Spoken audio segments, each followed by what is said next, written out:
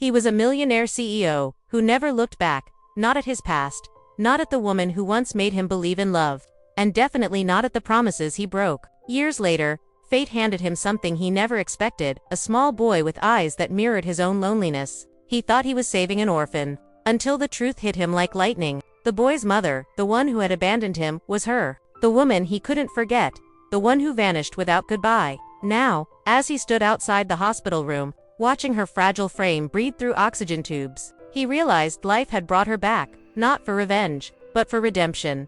Rain poured against the tinted windows of the luxury car as Adrian Cole, the millionaire CEO of Cole Enterprises, scrolled through adoption papers. The words blurred in front of him: child abandoned, no known family. Yet something in that file wouldn't let him look away. The boy's name: Ethan, age 5. Eyes brown, but in the attached photo, they looked golden. The same golden shade he once saw every morning when she, Elena, would smile across his pillow.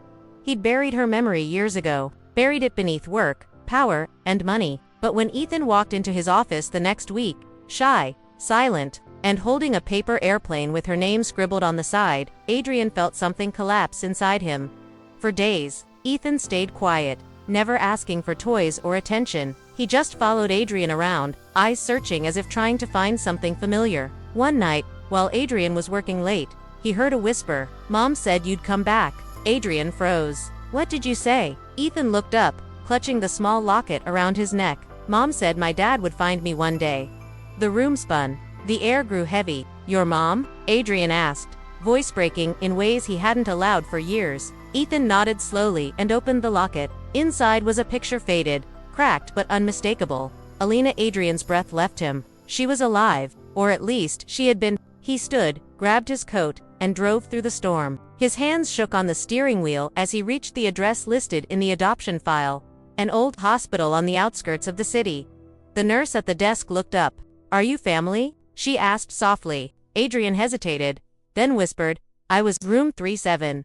He pushed the door open slowly. Machines beeped in rhythm with shallow breaths. And there she was, pale, fragile, a ghost of the woman he once loved, but still her. Still his Elena. Adrian walked closer, tears threatening to betray the image of the ruthless CEO the world knew. He touched her hand gently. "You kept your promise," he murmured. "You found me." Through him, behind him, Ethan peeked in, holding his paper airplane again. "Is she gonna wake up?" Adrian swallowed hard, lifting the boy into his arms. "She will," he said, though he wasn't sure, "because she has someone waiting."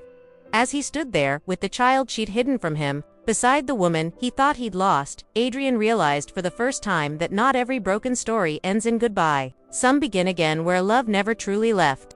The morning light slipped through the hospital blinds, painting soft stripes across the bed where Elena lay still. The rhythmic beep ... beep ... of the heart monitor was the only sound in the sterile room until Ethan's soft humming filled the air. He sat beside her, his tiny hand wrapped around her fragile fingers. Adrian stood near the window, his tailored suit out of place against the smell of antiseptic. His mind was a war zone, fragments of their past flashing like broken glass. He remembered the day she'd left. No note, no goodbye, only silence. He'd thought she ran because he was too ruthless, too focused on empire and ambition to love. Now, staring at the woman who'd carried his son alone, he realized the truth was far deeper. The door creaked open. Dr. Harris stepped in. "She's stable," he said quietly, "but her heart's been through too much. She need peace if she wakes." When Adrian corrected him sharply, "When she wakes, hours turned into days." Adrian stopped going to the office. The man who built an empire now spent his mornings reading children's books to a boy who looked just like him. Ethan laughed easily, with a light that pierced through Adrian's guilt. One afternoon, as Adrian was helping Ethan draw on a paper pad, a soft voice whispered, "You still hold your pen like that." The pen slipped from Adrian's hand. "Elena?" Her eyes fluttered open, weak, but alive. She blinked, confusion clouding her face, until her gaze fell on Ethan. The corners of her lips trembled. "Baby?" Ethan jumped from his chair and wrapped his arms around her. "Mom." Adrian froze, torn between joy and the ache of 1,000 regrets. Elena's gaze lifted, finally meeting his. Her breath caught. "Adrian." He took a step closer. "You should have told me." Tears filled her eyes. "You wouldn't have let me go." "You're damn right I wouldn't." His voice broke, low and raw. "I would have fought for both of you. I would have given up everything. That's why I didn't tell you." She interrupted softly. You were drowning in your world, Adrian. Deals, headlines, board meetings. You didn't need a family. Not then. Silence. Heavy, aching silence. Adrian sank into the chair beside her bed, running a hand through his hair. You thought I didn't need you, but Alina, I built everything to prove I was enough for you, and in the end, I lost the only thing that mattered. Elena's lips trembled as she reached for his hand. You didn't lose me. I just couldn't let Ethan grow up in that world. Ethan looked up, his small voice cutting through the tension. Daddy? Both adults froze. Adrian blinked in disbelief. Alina smiled faintly. He's known about you. Every bedtime story had a hero who looked like you. The boy turned to Adrian and whispered shyly, Can I call you that for real? Adrian's throat tightened. He leaned forward, cupping the boy's face gently. You already do, son. Tears spilled freely as she watched the man she once loved, the man she'd feared would never change, holding their son like the world, began and ended in that moment. But peace is fragile, and fate is cruel.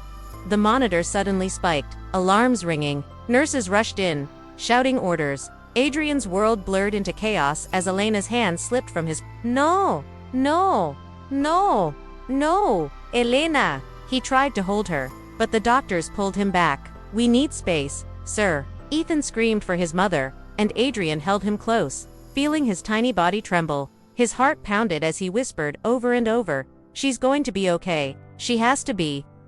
Minutes felt like hours before the beeping steadied again. The doctor turned, face pale. She's fighting, he said quietly, but she'll need more than medicine now. She needs something to live for. Adrian looked down at Ethan, then back at Alina. She has both of us. The days after the scare felt like living inside a fragile dream. Every sound in the hospital echoed too loud, the shuffle of shoes in the corridor, the quiet beeps of the machines, Ethan's soft humming as he sat beside his mother's bed coloring pictures of Mom, Dad, and me. Adrian hadn't left the hospital in a week. The board kept calling, investors kept demanding his presence, but none of it mattered. The empire could crumble, the world could burn, and he wouldn't move from her side again. When Alina finally opened her eyes fully one morning, her voice was a whisper. You're still here? Adrian let out a small, shaky laugh. Where else would I go? She turned her head slowly, studying him. He looked different now, tired, unshaven, but softer somehow. The cold CEO mask she once hated was gone. He was human again. You shouldn't be, she said quietly. You have a company to run. He leaned forward, his eyes locking onto hers. The company ran without me before, but you? He paused, his voice breaking. You're the one thing I can't rebuild. Elena's heart squeezed painfully. Adrian, you don't owe me anything. He shook his head. You're wrong. I owe you everything, and him. He looked toward Ethan, who was asleep on the couch, a blanket wrapped around him. You gave me a family and carried it alone. I can't forgive myself for that. Her eyes softened, but pain still lingered there. Years of loneliness, of raising a child without a father, of watching the man she loved turn into someone she barely recognized. It wasn't your fault, she said finally. We both broke it. Adrian stood, pacing near the window. You think I don't know that? I thought money could fix everything. When you walked out, I built an empire so no one could ever leave me again. He turned to face her, voice trembling. But the truth is, I lost myself the day you left. Elena's eyes shimmered with tears. You were never meant to live in loneliness, Adrian. You just didn't know how to love without control. He froze. The words hit deeper than any accusation ever had. You're right, he whispered. And I'm sorry. For every meeting I chose over you. Every night you cried alone. Every message I didn't answer. Alina looked away, blinking fast. Don't do this, she whispered. Don't make it harder. I'm not making it harder, he said softly. I'm trying to make it right. Just then, Ethan stirred and climbed onto the bed, curling up beside his mother. Mommy, I drew you something.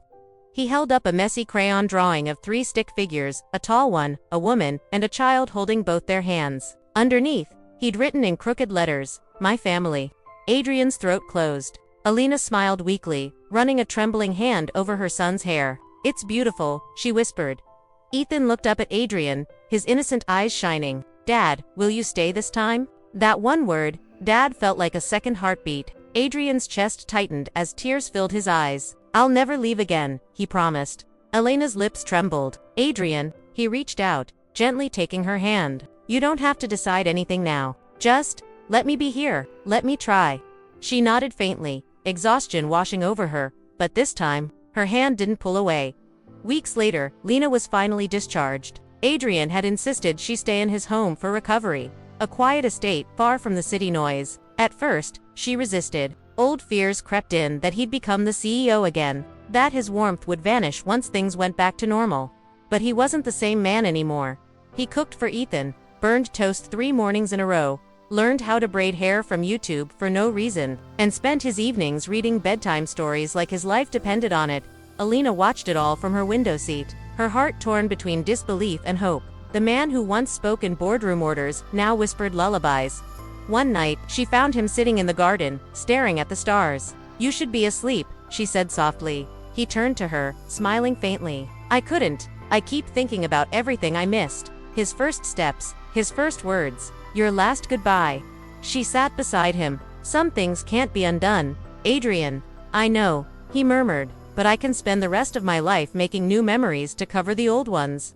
They sat in silence, until she whispered, "You've changed." He looked at her, really looked the way he used to before ambition blinded him. "You made me want to." Her eyes glistened. "I didn't do anything."